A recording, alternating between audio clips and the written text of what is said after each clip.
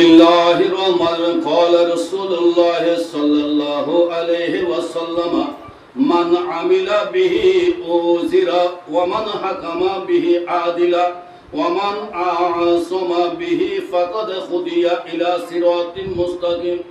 আল্লাহর প্যারে রাসূল সরকারে মদিনা রাহমাতুল লিল আলামিন হাদিসে পাকের মধ্যে সাত ফরমাতুন, তিনি বলেন যে ব্যক্তি এই বিধান অনুসারে জীবন যাপন করবে সে উহার প্রতিফল লাভ করবে। যে উহার অনুসারে রাষ্ট্র পরিচালনা করবে তার শাসন সুবিচারপূর্ণ হবে এবং যে উহাকে দৃঢ়ভাবে আঁকড়িয়ে ধরবে সে সঠিক এবং সত্যকার কল্যাণের পথে পরিচালিত হতে পারবে। সকল বলি সুবহানাল্লাহ। বিসমিল্লাহির রহমানির রহিম। মুআজ ইবনে জাবাল قال رسول الله صلى الله عليه وسلم خذوا عطاء ما دام عطاه فإذا صار شيوات على الدين فلا تأخذوه ولستم بتاركه يمنعكم الفقر والحاجة على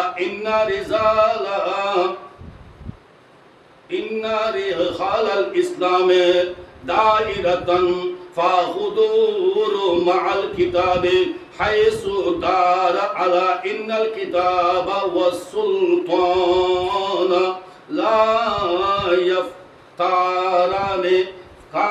يفترقان فلا تفارقوا الكتاب على إنه سيكون أماره يقضون لكم فإن أطعتموهم يضلوكم وإن عصيتموهم فاعتلوكم. قال يا رسول الله صلى الله عليه وسلم كيف نصنع؟ قال كما صنع أصحاب عيسى نوشر بالمنشار وحمل على الخشب موت في طاعة الله خير من حياة في معصية الله عز وجل.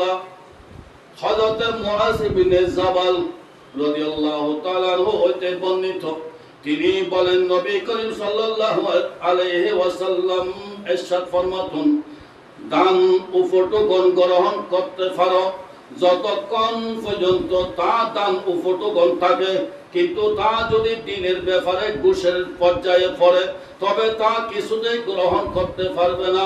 সম্ভবত তোমরা তা পরিত্যাগ করতে পারো না। দারিদ্র ও অনশন তা গ্রহণ করতে তোমাদের বাধ্য করবে। তবে জেনে রাখো, ইসলামের শাখা প্রতিনিয়ত ঘুরে চলবে। সাবধান, তোমরা কোরআনের সঙ্গে থাকবে। সাবধান, কোরআন ও শাসন ক্ষমতা অচিরে বিচ্ছিন্ন হয়ে পড়বে। তোমরা কিন্তু আল্লাহর কিতাবের সঙ্গ ত্যাগ করবে না। সাবধান, অচিরে এমন সব লোক তোমাদের শাসক হয়ে বসবে যারা তোমাদের সম্পর্কে চূড়ান্ত ফয়সালা করবে। তখন তোমরা যদি তাদের অনুগত্য করো তবে তারা তোমাদের গুমরাহ করে ছাড়বে, আর যদি তাদের অমান্য করো তবে তারা তোমাদের হত্যা করবে। হাদিস বর্ণনাকারী এই কথা শুনে রাসূল করিম সাল্লাল্লাহু আলাইহি ওয়াসাল্লামকে প্রশ্ন করলেন, হে আল্লাহর রাসূল, তখন আমরা কি করব? তিনি বললেন, তোমরা তখন তাই করবে যা করেছিল ঈসা আলাইহিস সালাম এর সঙ্গীরা। তাদেরকে করাত দিয়ে ছিঁড়ে ফেলা হয়েছিল এবং গুলিবিদ্ধ করা হয়েছিল। খোদার নাফরমানি করে বেঁচে থাকার চাইতে খোদার আনুগত্য থেকে জীবন দান করা অতি উত্তম। আল মুআজ্জিজ সাগির কিতাবের মধ্যে এই হাদিসখানা নকল করেছেন। হযরত মুআজ ইবনে জাবাল বলতেছেন, আল্লাহর প্রিয় রাসূল হাদিসের মধ্যে বলতেছেন, হযরত ঈসা আলাইহিস সালাম সঙ্গী সাথীরা যারা ছিল তাদেরকে খরাত দিয়ে ছিঁড়ে ফেলা হয়েছিল এবং গুলিবিদ্ধ করে মেরে ফেলা হয়েছিল। এরপরও তারা খোদার নাফরমানি করে বেঁচে থাকার চাইতেও খোদার আনুগত্য করে জীবন উৎসর্গ করা উত্তম মনে করে তাদের জীবন দিয়ে দিয়েছিলেন ইসলামের পথে, ইসলামের রাস্তার মধ্যে, ফি সাবিলিল্লাহ, আল্লাহর রাস্তার মধ্যে তারা শাহাদাত বরণ করেছেন। ইন্না লিল্লাহি ওয়া ইন্না ইলাইহি রাজিউন। আল্লাহ রাসূল বলতেছেন তোমরাও সেভাবে কি করবে। এরপরও অনুশাসন অত্যাচার নিপীড়ন সহ্য করবে না।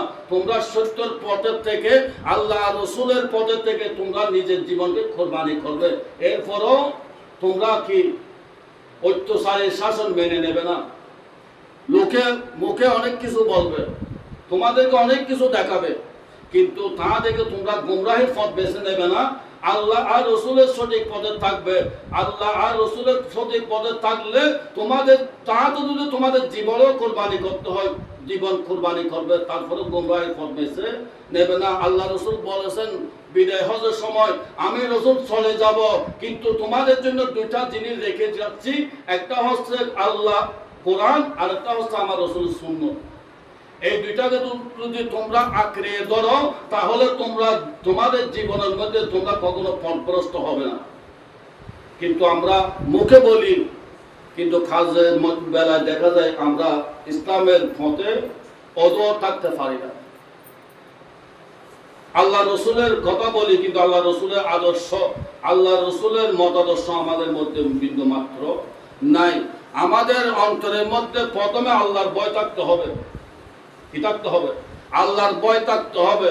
এরপর রসুলের প্রেম, ভালোবাসা, মহব্বত অন্তরে থাকতে হবে। এরপর আউলিয়া কেরামের, সাহাবায়ে কেরামের আদর্শ, মতাদর্শ আমাদের অন্তরে থাকতে হবে। এই তিনটা যদি থাকে, তাহলে আমরা কিয়ামত পর্যন্ত সঠিক পথে থাকবো, মৃত্যু পর্যন্ত সঠিক পথে থাকবো। যদি আল্লাহর ভয় অন্তরে না থাকে, রসুলের ভালোবাসার যদি অন্তরে না থাকে, সাহাবায়ে কেরাম, আউলিয়া কেরামের আদর্শ যদি আমাদের অন্তরে না থাকে, আমরা মুখে যতই বলি না কেন, কিন্তু আমরা পথভ্রষ্ট, আমরা গুমরাহ। এই তিনটা জিনিস অন্তরে থাকলে আমরা কৃতকার্য হব, আমাদের জীবনটা সার্থক হবে। কিন্তু আল্লাহর ভয় আমাদের অন্তরে নাই। পরকালে যেতে হবে, খবরের মধ্যে যেতে হবে। দুনিয়া এটা চিরস্থায়ী নয়, এটা ক্ষণস্থায়ী। এটা আমরা সবাই দেখি, সবাই জানি, কিন্তু মানার ব্যাপারে কেউ মানি না।